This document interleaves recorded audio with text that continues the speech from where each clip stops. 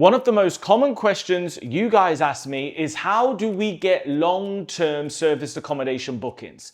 And the fact of the matter is, there's a really simple answer to this. And if you follow it, I guarantee you're going to have success here, because we sometimes make such a big deal out of it. And you've got people out there that are doing whole sort of courses and whole videos and scripts and everything to get these long-term bookings, but it's pretty simple when you know how.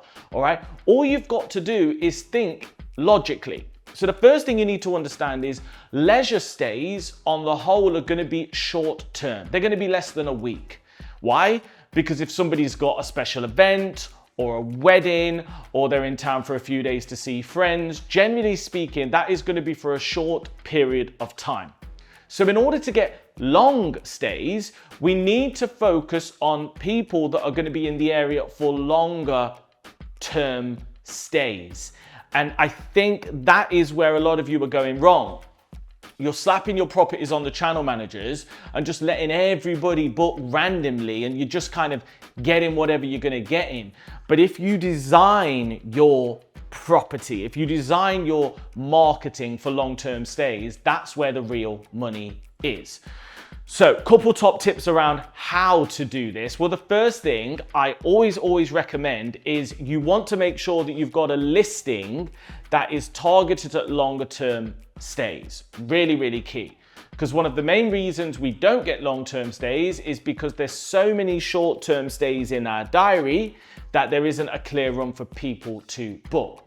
The second thing is, this is before you even get the property, which is why it kills me when some of you say, do you know what, Si, I'm just going to try and get my first property and just focus on it. Or, do you know what, Simon, rents in my area are really high, so I'm just going to go for a 1-bed or 2-bed flat. It's a fatal error, because what can happen when you do that is you're hoping for long-term stays, but you've not chosen the correct property in the correct area with the correct layout, with the correct property setup and bed layout to attract those. So I highly recommend larger properties, and I highly recommend making sure that you've got the adequate number of beds. Some people say, let's do twin beds in every room. Well, sometimes that can put off people. Imagine you were staying somewhere for 4 months and you had to stay on a single bed. It's not ideal, is it? So really and truly, you've got to make sure that you tailor the property layout and the property selection for long-term stays.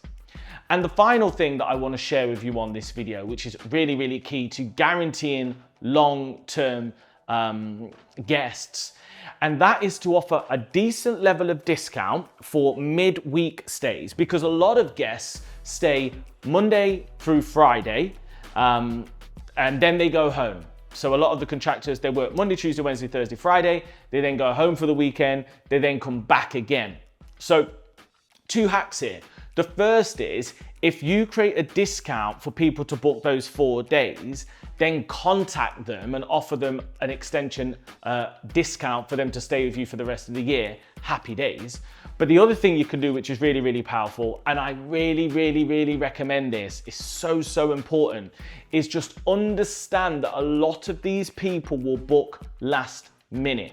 So anytime somebody stays with me this week, I want to hit them up and see where they are next week, and try and get a long-term stay out of them as well. I did this yesterday on some properties, and I realized that 2 people are here for the rest of the year, and I've managed now to layer them and stack them in my diary for long-term stays.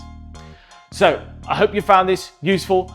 If you like content like this, you know what to do. Hit the subscribe button, and I'll see you in the next video.